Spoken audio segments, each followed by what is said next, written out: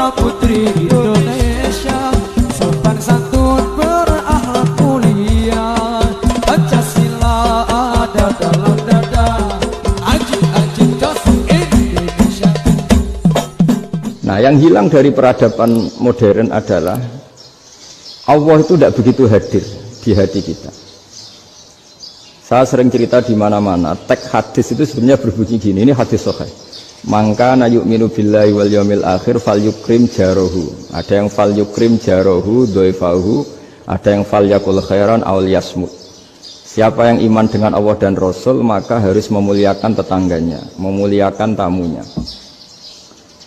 Dulu itu ada seorang ulama dipanggil anak muda, dibully terus sekarang.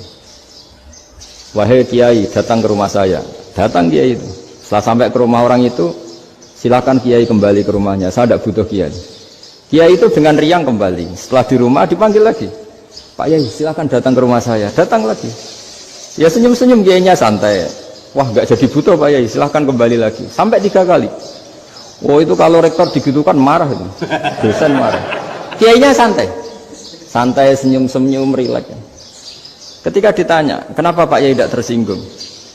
Jawabannya unik. Anak muda, saya ini senang sekali nuruti perintah Allah, disuruh menghormati tetangga. Sehingga ketika Anda manggil ya saya datang. Ketika Anda nyuruh pulang ya saya pulang. Saya senang sekali nyenangkan tonggo. Dan itu perintah Allah, jadi tidak ada hubungannya dengan kamu.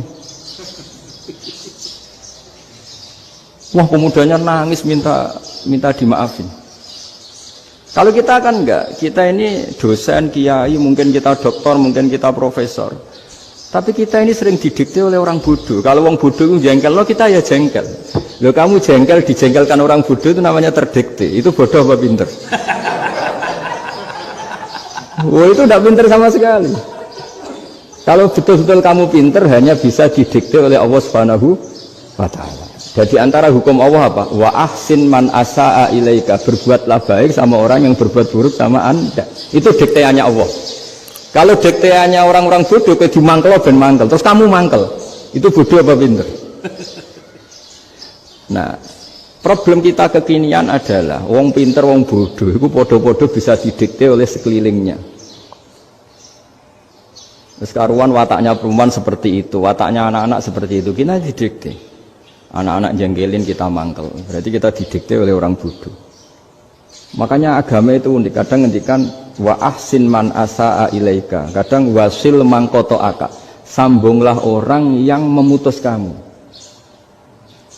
Karena dengan demikian kita hanya didikte oleh Allah Subhanahu wa Ta'ala, bukan didikte oleh hukum sosial.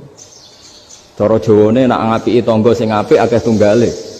Berbuat baik sama yang berbuat baik pada kita itu, mbok orang fasik ya seperti itu, maling ya seperti itu, sama. Tapi kalau berbuat baik sama orang yang berbuat jelek sama kamu itu baru luar biasa. Dan memang teksnya hadis wa ahsin man asa'a ilaika, berbuat baiklah sama orang berbuat buruk sama kamu. Jadi nggak boleh orang didikte. Makanya ngaji di sini diantaranya saya akan cerita dalam sebuah hadis sahih, dalam hadis hasan yang diriwayatkan Imam Tirmidzi, ada kalimat dari Rasulullah SAW. Dawe Nabi, la takunu imma'atan taquluna in ahsanan nasu ahsanna wa in dzalamu dzalamna walakin watti'u anfusakum in ahsanan nasu an tuhsinu wa in asa'u alla tazlimu. Kamu jangan jadi orang yang mudah diombang-ambingkan oleh orang sekeliling kamu, yaitu kamu mengatakan jika orang baik ke saya akan baik, jika orang buruk ke saya juga akan membalas buruk. Itu namanya Anda didikte. Tapi berkomitmenlah kamu akan berbuat baik meskipun orang lain berbuat buruk. Nah sekarang logika sosialnya begini. Kalau di Indonesia itu ada 1000 kiai, ada 1000 profesor yang ingin membenahi Indonesia. Rata-rata orang awam itu semau gue. Terus mereka mendikte kita. Perilakunya agak simpatik, perilakunya jengkelin. Terus 1000 profesor ini ikut jengkel. Itu kira-kira jadi solusi apa goblok bareng ya?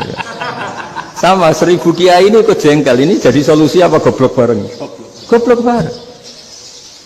Nah problem sekarang kita ini biasa didikte orang bodoh. Nah makanya ciri khas orang muslim itu kata Nabi, mangkana yu'minu billahi wal yaumil akhir. Jadi baik tetangga karena perintahnya Allah dan Rasul. Pentingnya apa? Bedanya Karena berbuat baik ini perintahnya Allah, mbok tonggo apik lah kita tetap apik karena perintahnya Allah dan Rasul. Begitu juga dengan hubungan dengan istri, dengan anak. Mbok bojomu lagi cerewet lah ya tetap apik. Karena dengan cara itu kita hanya tunduk kepada Allah dan Rasul. Tapi kalau kamu, istri saya kalau baik ya saya baik, kalau enggak ya enggak. Berarti Anda didikte oleh perilakunya dia. Itu latihan, ya kalau dalam bahasa pondok, latihan jadi wali itu yang paling berat itu. Nabi itu kalau sama orang munafik itu sabarnya Masya Allah. Padahal Nabi perso kalau orang itu orang munafik. Karena dengan cara seperti itu, bahwa kebaikan Nabi pada seseorang itu atas perintahnya Allah dan Rasul, bukan atas nama servis. Kalau Nabi hanya baik kepada Abu Bakar, itu mungkin orang bilang, wisadune wong Abu Bakar baik sama Nabi. Tapi kalau Nabi baik sama orang munafik, Abdullah bin Ubay bin Salul, itu kalau nggak perintahnya Allah dan Rasul itu nggak bisa. Nah ini cobalah berlatih seperti itu, sehingga kita tidak mudah didikte. Ya saya ulang lagi, nggak mudah apa? Didikte. Maka di antara kebaikan Allah dan Rasul adalah bahkan orang dolim saja diberi jatah rahmat.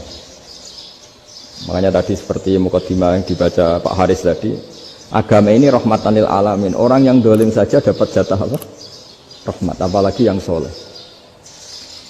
Nah kemudian yang perlu dicatat, kenapa kita menjadi enjoy dengan Islam?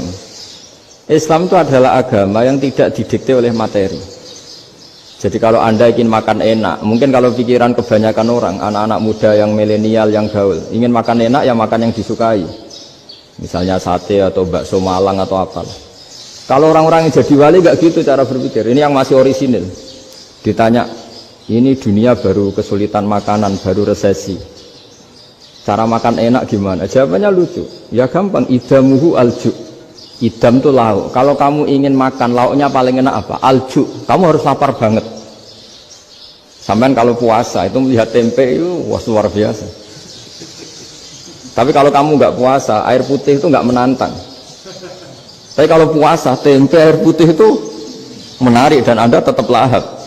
Apa? Karena lauk terbaik adalah alju, yaitu lapar. Lah tapi kita ini enggak. Kita ini kayak orang bodoh. Kayak orang bodoh tadi, profesornya makan nyaman ya kalau sesuai selera. Nah itu kan sama dengan anak-anak ABG. Anak ABG itu makan lahap ya kalau yang disukai. Lalu bedanya apa ABG sama profesor? Kalau cara berpikir masih sama kan itu. Kiainya juga gitu. Kiai makan enak kalau yang disukai, kalau enggak ada. Lalu bedanya apa kiai sama orang awam? Orang awam juga gitu, makan lahap ya kalau yang disukai. Nah ternyata perilaku kita ini yang pintar sama yang bodoh sama mas. Kalau kamu ingin berkasta lebih baik, itu cara makan enak itu apa? Idamuhu al-jur. Lauk terbaik adalah karena kita sangat lapar. Makanya masyhur dalam cerita-cerita tarikh sirah nabawiyah.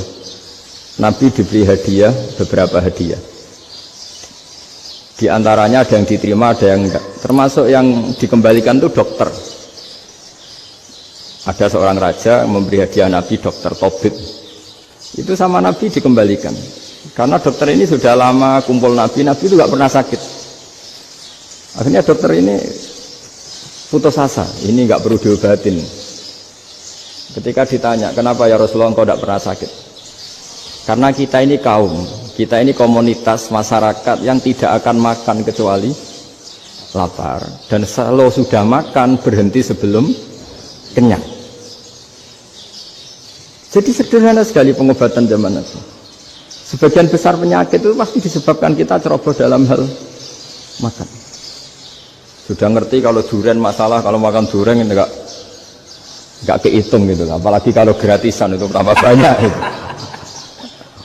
Pola tidur juga gitu kata Nabi, dan kita tidak tidur kalau tidak sangat ngantuk. Nah itu namanya orang-orang soleh yang sudah ada didikte materi.